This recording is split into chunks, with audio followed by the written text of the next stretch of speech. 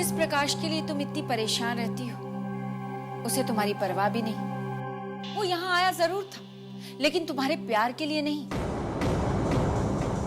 हाँ चाचा जी, मैं घर पर ही थी। आपकी और लाला जी की सारी बातें सुन रही थी। बेटे, अगर तुमने सारी बातें सुन ली हैं तो तुमने ये भी देखा होगा कि कैसे बात बात पे लाला रोने लगता है। जानते हो, इस वक्त सबसे ज्यादा मुश्किल में मैं ही हूँ, क्योंकि ना मैं अपने घर वाले को परेशान देख सकती हूँ और ना भाभी को। रिश्ते दिल से जुड़ते हैं मम्मी, और भाभी से दूर रखकर आप उनके लिए मेरे दिल से इज्जत और प्यार नहीं निकाल सकती, कभी नहीं। मेरे साथ ऐसा गलत क्यों हुआ? अभी तो मेरा परिवार बसा भी नहीं था और बिखरने की कगार पर है। ठीक किया आपने, वो आती भी कैसे है। चलो चलते हैं, जज साहब आते होंगे।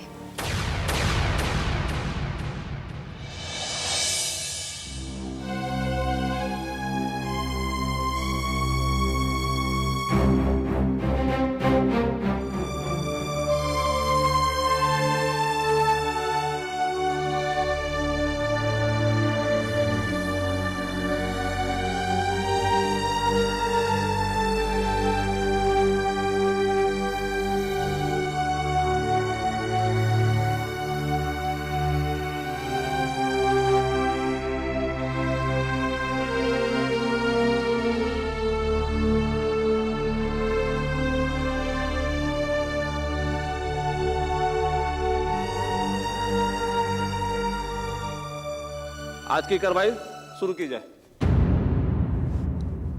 मिलॉर्ड, मैं स्नेहा वर्मा अपनी मुवक्किल मिसेस वीना के केस की पैरवी कर रही हूं। मेरी मुवक्किल के साथ उसके पति मिस्टर प्रकाश, उसकी सास मिसेस संगीता देवी और बड़ी बहन हंसिका ने बहुत ज्यादती की है। इसलिए मेरी मुवक्किल ने सेक्शन 498A के तहत इन पर केस फाइल किया है। Thank you milord.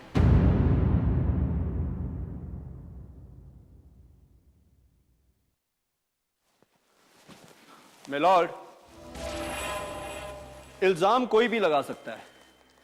जैसे इस केस में श्रीमती वीना ने मेरे मुवक्किल प्रकाश पर इल्जाम लगाए हैं, लेकिन जरूरी नहीं है कि यही सच्चाई हो।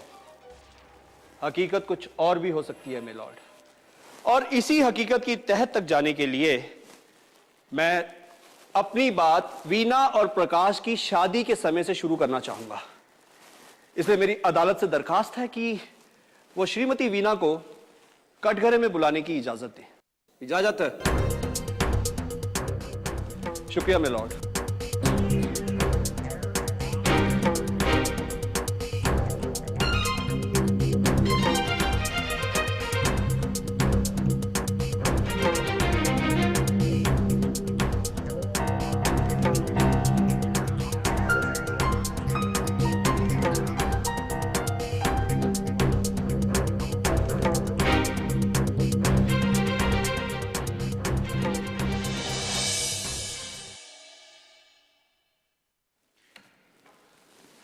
हाँ तो वीना जी, आप सबसे पहले अदालत को यह बताइए कि आपकी शादी प्रकाश के साथ ही तय हुई थी। ऑब्जेक्शन मिलॉर्ड, इन सवालों का इस केस से कोई ताल्लुक नहीं है। ताल्लुक है मिलॉर्ड।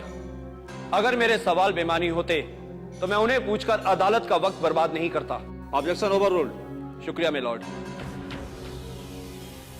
हाँ तो वीना जी, आप बताइए अदालत को कि आपकी शादी प्रकाश के साथ ही तय हुई थी? नहीं, मेरी शादी किसी और के साथ तय हुई थी। और जहां तक मेरी जानकारी कहती है, उस शख्स का नाम लक्ष्य था।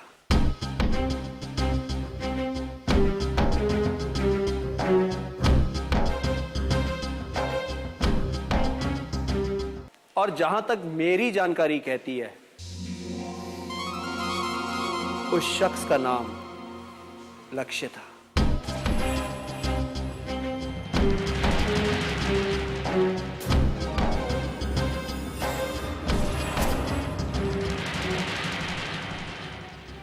जी हाँ, thank you Veena ji. Milord, Veena ji की शादी दरअसल लक्ष्य से होने वाली थी, लेकिन ऐन शादी के दिन किसी कारणवश लक्ष्य के पिताजी ने शादी से इनकार कर दिया और वो बारात लेकर इनके घर पहुंचे ही नहीं। वीना के पिताजी घबरा गए। वो उसी समय प्रकाश के घर पहुंचे और प्रकाश के पिताजी ने इनके पिताजी की मजबूरी को समझकर अपने बेटे प्रकाश की शादी इनसे कर दी। मिलॉर्ड, इस बात से मेरे काबिल दोस्त क्या साबित करना चाहते हैं?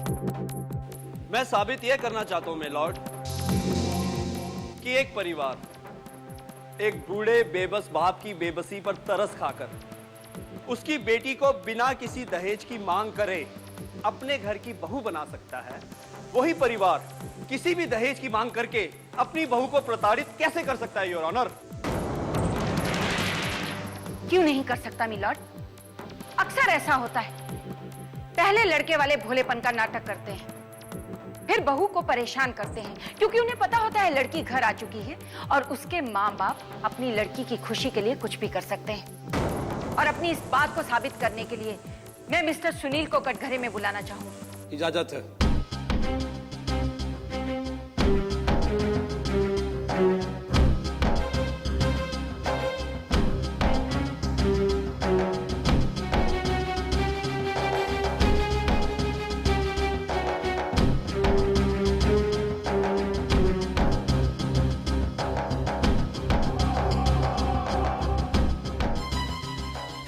मिलॉर्ड, सुनील जी मिस्टर प्रकाश के जीजा जी हैं।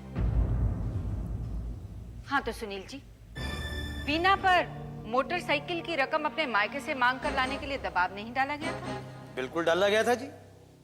जज साहब, हकीकत तो यो है कि वीना बेचारी अपने लाला जी से पैसे मांगने गई भी थी, लेकिन वहां पहुंची तो इसने देखा कि इसके मायके की हालत और भी ज्यादा खराब है, इसलिए बेचारी ने मुंह पे पैसे नहीं मांगे। तब तो घर वापस आने पे इन लोगों ने उसे डांटा भी होगा। जी हाँ, इन लोगों ने वीना के साथ जो बर्ताव किया है वो ठीक ना था। थैंक यू सुनील जी, आप जा सकते हैं। सुन लिया आपने मिलॉर्ड कि सच्चाई क्या है?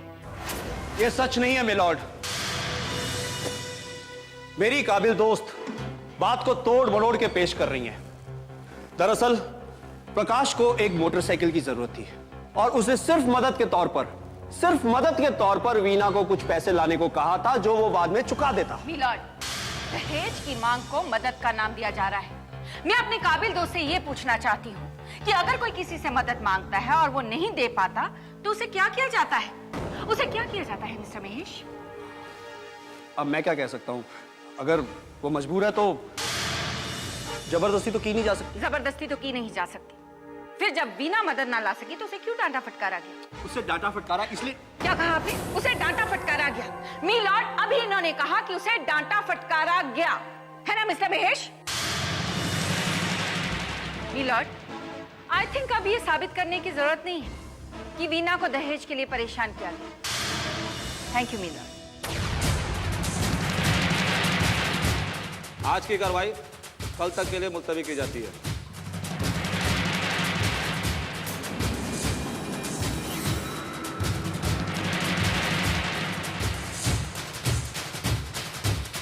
बस अब यही सुनना बाकी था। भरी अदालत में घर की इज्जत नीलाम हो रही है। आज तो पहला दिन था, बहुत बेइज्जती हो गई।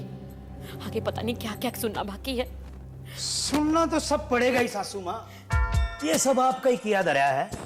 अगर पहले इज्जत की परवाह कर ली होती तो नौबत यहां तक ना आती। तो आपको क्या लगता है हम घर की कहानी को अदालत तक लेके गए हैं? साले बाबू, भले ही मजबूर होके वीना ने अपने हक की लड़ाई के लिए अदालत का दरवाजा खटखटाया है।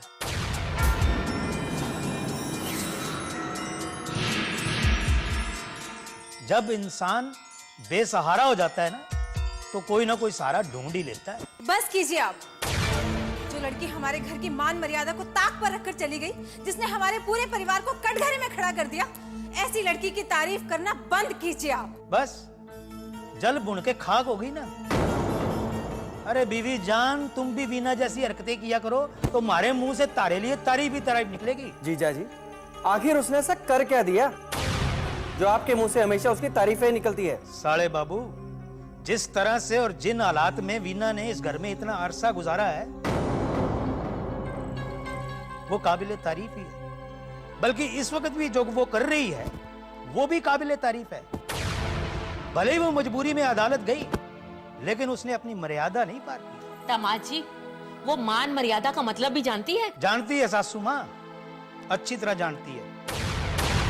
इसीलिए उसने अदालत में एक भी ऐसी बात नहीं की जो साले बाबू की गलतियों को उजागर करती हो। और आप लोगों ने, आपने इस केस को जीतने के लिए दुनिया जान का हर हथकंडा अपना लिया।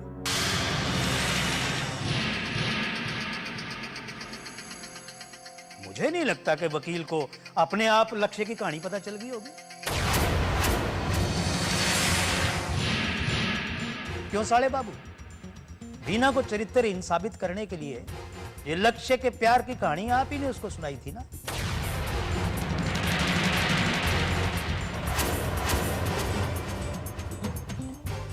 इब खामोश क्यों हो सब लोग? सांप क्यों सूंघ गया? अरे जिस बात से घर की इज्जत खराब होती है, घर की नाक कटती है, उस बात को घर की चौखट के बाहर आप लोग ही लेकर गए हो, और अब आप लोग ही बैठे रो रहे हो कि घर की इज्जत खराब होनी। और साले बाबू, आपको इतना तो सोचना चाहिए था कि वीना आपकी बीवी है, इस घर की बहू है, और किसी भी घर की बीवी या बहू उस घर की इज्जत होती है। पर आप लोग तो अब थम यहां खड़ी खड़ी क्या कर रही हो? मां के घर में पड़ी रहोगी या अपने घर भी चलोगी? चल।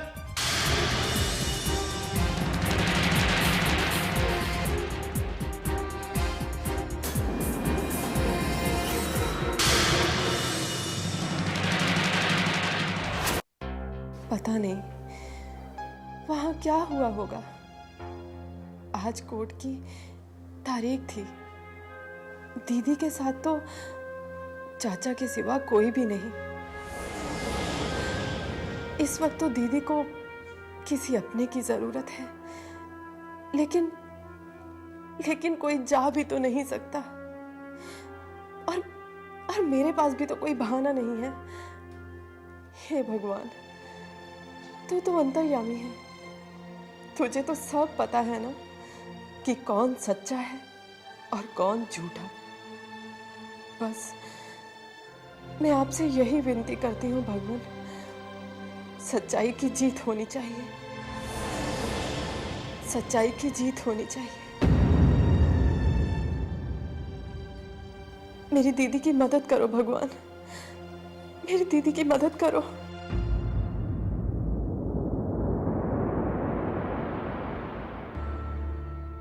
बेटा, सोई नहीं अभी तक? कुछ नहीं माँ, बस वो नींद नहीं आ रही थी। अरे बेटा, बिस्तर पर लेटेगी, आंख बंद करेगी, तब जाके नींद आएगी ना। जा सो जा, चल। ठीक है माँ। वरना बेटा, एक बात तो बता, क्या तू सचमुच मुझसे मिलने आई थी या वहां कोई बात हो गई?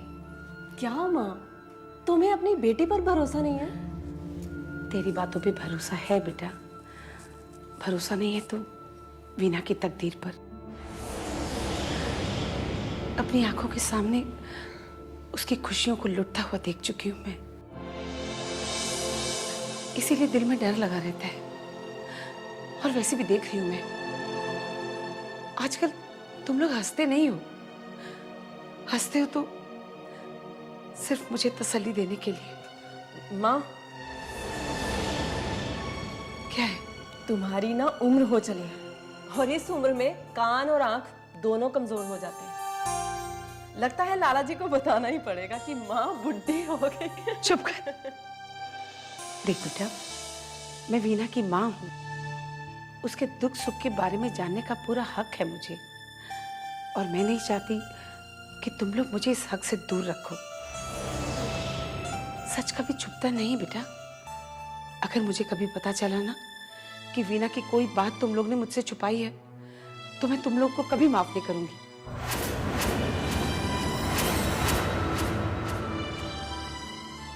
माँ, देर रात तक जागना सेहत के लिए अच्छा नहीं होता।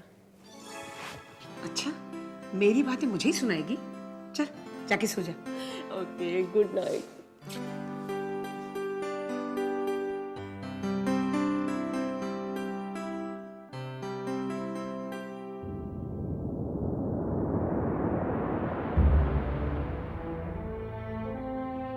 वीना भाभी कैसे सब कुछ बर्दाश्त कर रही होंगी। मैं जानती हूँ इस घर से हक के लिए लड़ना उन्हें भी अच्छा नहीं लग रहा है, लेकिन वो भी क्या करें, वो मजबूर हो चुकी है। सब इन लोगों की वजह से। अभी तो लड़ाई शुरू हुई है, पता नहीं इसका अंत क्या होगा। हे भगवान, लड़ाई तो तूने शुरू करवा दी, बस इतनी दया करना कि इसका अंत अच्छा ही हो।